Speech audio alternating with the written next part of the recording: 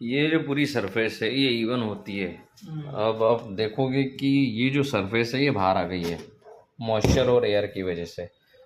इसमें स्ट्रेंथ कुछ भी नहीं बची है, ये पूरी जगह छोड़ दी इसने, ये पूरा ख़त्म हो गया है। ठीक है, इसके बाद हम अंदर जाएंगे तो ये एरिया पूरा ख़त्म हो गया है, पूरा ये प्लाई व्लाई सब ख़त्म हो गई है, कोई स्ट्रेंथ नहीं बची। एक ये हिस्सा भी पूरा ख़त्म है। और जो मेजर प्रॉब्लम है इसके बैक साइड में है, यहाँ एक बाथरूम है।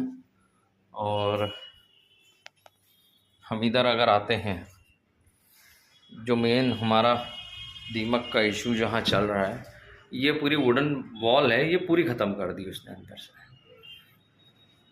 और ये पोजीशन है दीमक की, डेली देखना पड़ रही है।